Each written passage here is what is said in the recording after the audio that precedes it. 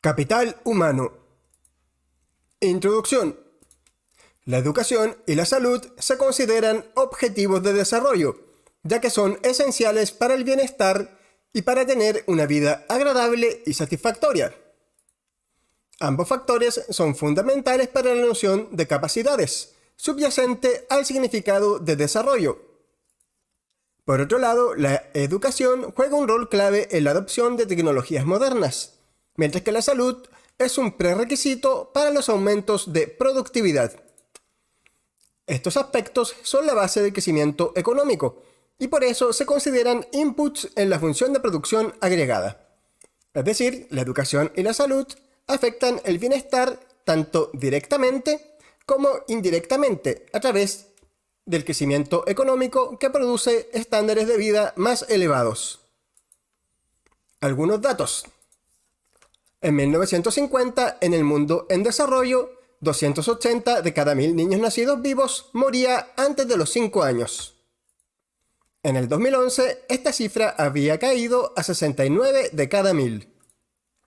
Los avances en el suministro de agua potable y alcantarillado han sido la principal causa de esta mejora, junto con la vacunación y la erradicación de enfermedades infecciosas. En 1970, el 63% de la población estaba alfabetizada, es decir, podía leer y escribir. En el año 2017, el 85% lo estaba. Estos gráficos muestran cómo, en el lado de la izquierda, se muestra cómo ha evolucionado la fracción de la población alfabetizada y analfabeta. Se muestra que en azul la población alfabetizada ha ido creciendo sostenidamente.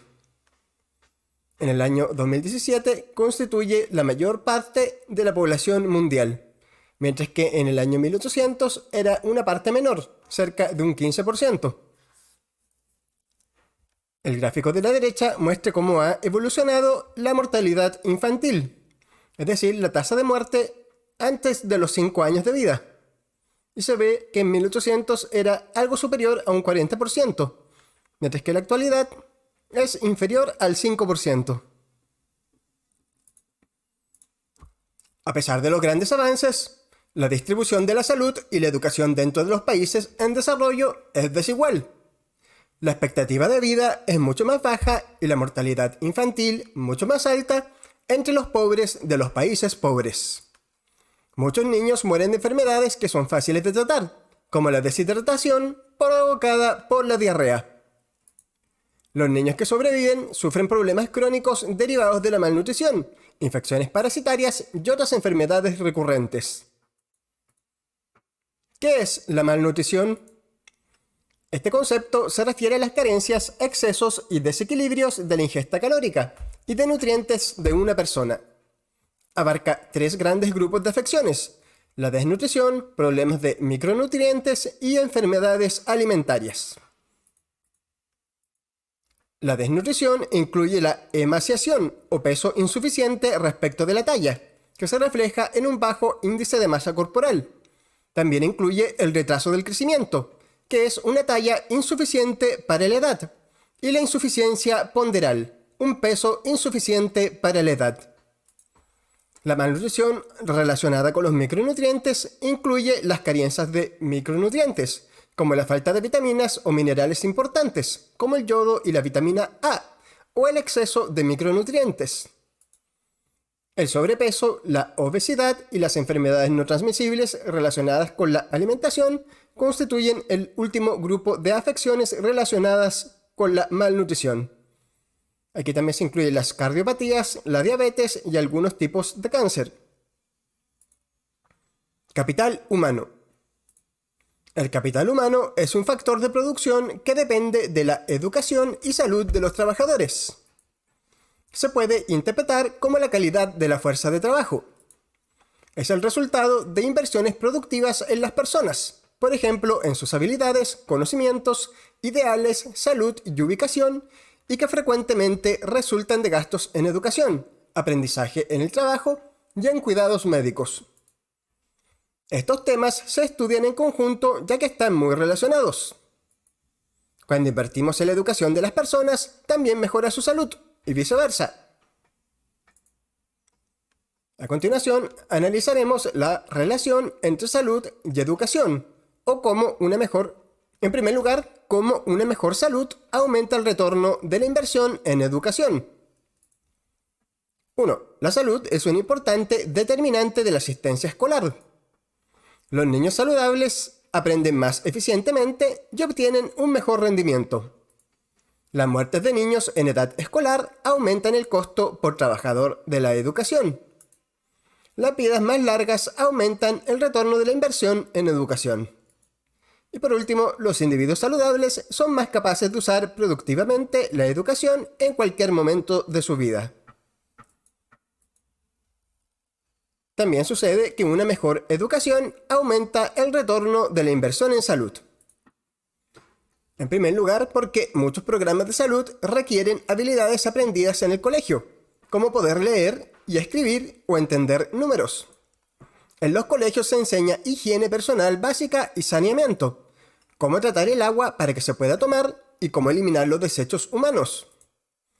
Además, se necesita educación para capacitar y entrenar personal de salud.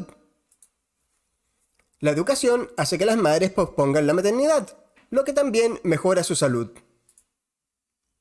¿Por qué no basta con aumentar el ingreso? Los indicadores de salud y educación son mucho mejores en países de altos ingresos, y existen buenas razones para creer que la causalidad es bidireccional. Es decir, cuando aumenta el ingreso, los gobiernos pueden permitirse gastar más en educación y salud. Pero también ocurre que cuando mejora la salud y la educación, aumenta la productividad y el ingreso. No obstante, la evidencia empírica muestra que cuando aumenta el ingreso, no necesariamente aumenta la inversión en salud y educación. Por ejemplo, cuando aumenta el ingreso de los hogares, no necesariamente se alimentan mejor. Se ha encontrado que la elasticidad ingreso de la demanda por calorías de los pobres se ubica entre 0 y 0,5, es decir, es inelástica. Cuando aumenta el ingreso de los pobres, no aumenta su gasto en calorías. O si es que aumenta, lo hace muy poco, en una menor proporción al aumento del ingreso. Esto se debe a que parte del ingreso se usa en el consumo de otro tipo de bienes, ya que parte del mayor gasto en alimentos se destina a ampliar la variedad de alimentos, sin necesariamente aumentar el consumo de calorías. Por lo tanto, las políticas que aumentan el ingreso de los pobres sin poner atención en cómo gastan dichos recursos no necesariamente mejorarán su salud. Por otro lado, más calorías no implica una mejor nutrición. Y la nutrición de los trabajadores no es lo mismo que la nutrición de los niños. Un aumento del ingreso puede producir una sustitución del consumo de alimentos nutritivos por alimentos procesados, que se perciben como símbolos de éxito económico. Otro problema es que la mala salud puede anular los beneficios de una mejor nutrición. ¿Por qué otras razones se debe promover la inversión en educación y salud? Existe evidencia de que la mejor educación de las madres se traduce en una mejor salud de sus hijos. Asimismo, destaca el hecho de que la buena salud aumenta el retorno de la educación escolar. Por último, la inversión en salud y en educación tiene importantes externalidades positivas. ¿Cuáles son estas externalidades? En primer lugar, ocurre que las personas educadas pueden leer a los demás o idear innovaciones que benefician a la comunidad. Las personas sanas detienen la transmisión de enfermedades infecciosas y son más útiles para la comunidad. Por esta razón, los mercados son incapaces de invertir en educación y salud en los niveles socialmente eficientes, lo que se debe a las externalidades, ya que el retorno privado de la inversión es menor que el retorno social.